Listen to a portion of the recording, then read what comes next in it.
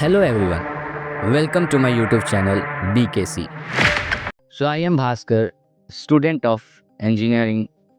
Today I am going to give a review about my college GEC Palamu, well known as Government Engineering College Palamu.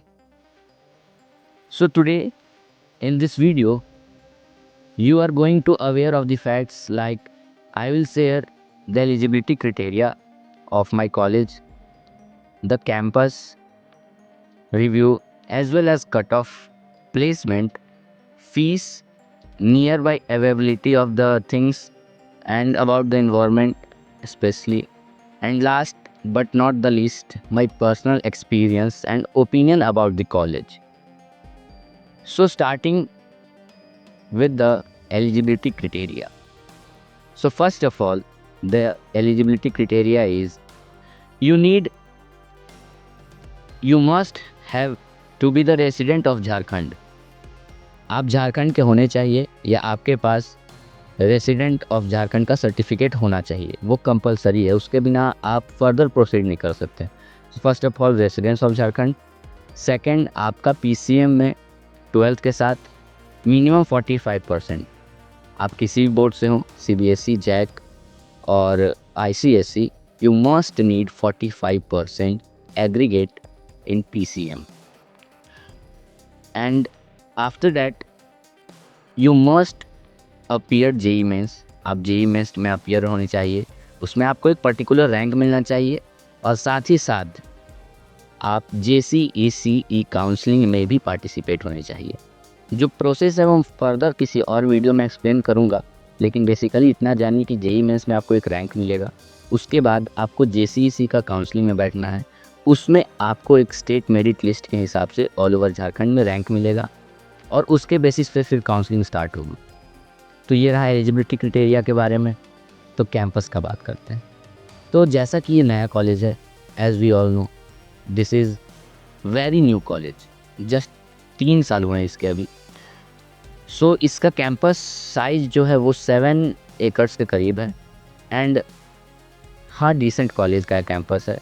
Infrastructure बहुत अच्छे हैं, आप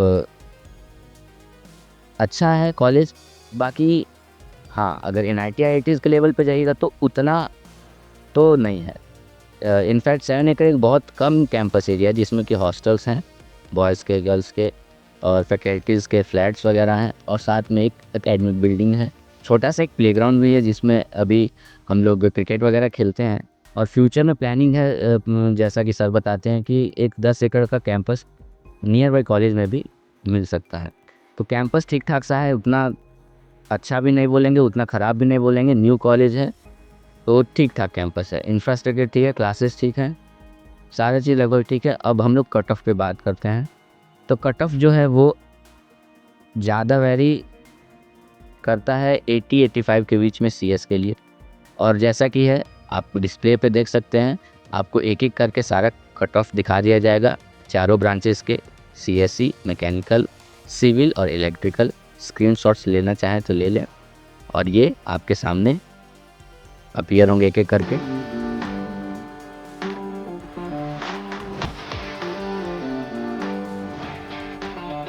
now moving to the fourth and very important point of engineering college, जो कि है placement.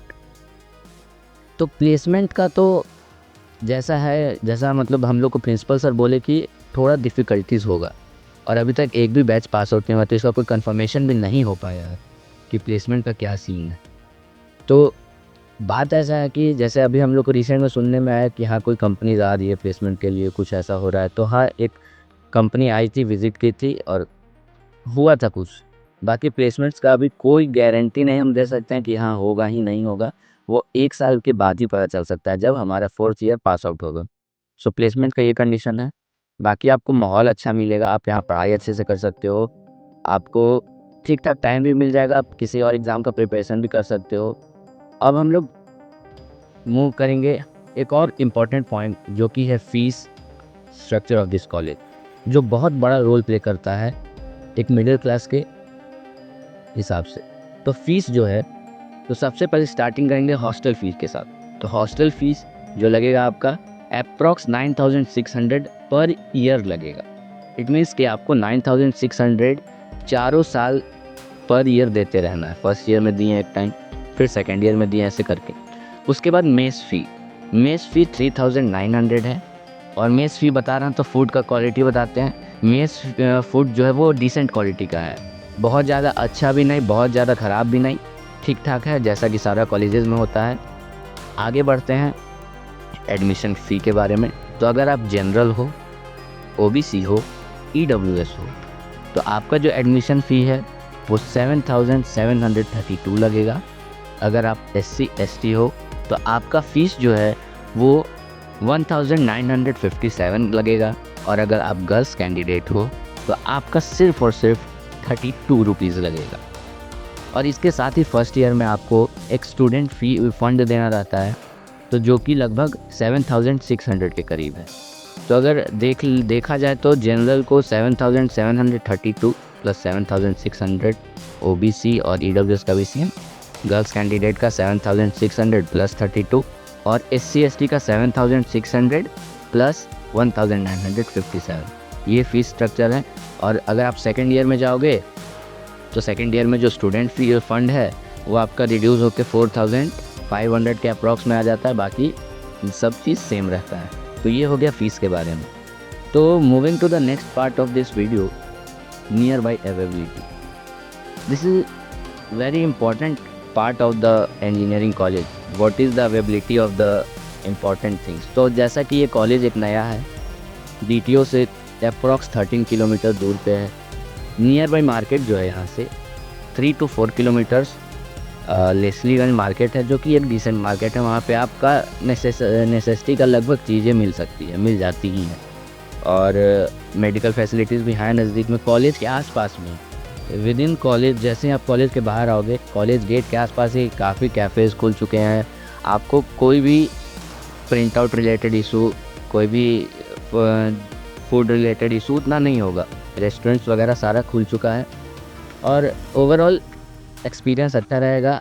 सारी चीज़ें नज़दीक में मिल जाएंगी। हाँ, कुछ इंपॉर्टेंट है तो आप डीटीओ जा सकते हैं, जो कि 20 to 30 मिनट्स की दूरी पे है यहाँ से।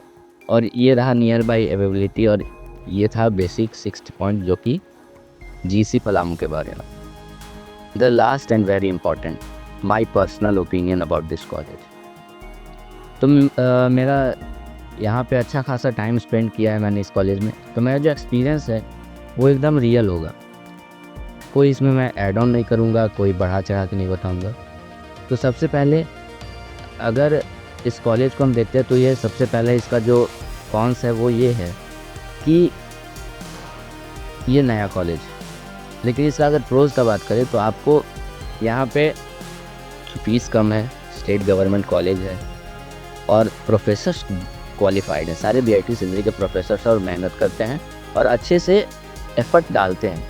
अगर ध्यान दिया जाए, कोशिश किया जाए तो समझा जा सकता है। बाकी तो एनआईटीज़ आईआईटीज़ में भी यूट्यूब वीडियोस से ही बच्चे पढ़ते हैं ज़्यादातर। तो ये रहेगा आपका पढ़ाई का। और पर्सनल ओपिनियन तो रहने में ठीक ठाक है, डिसेंट है।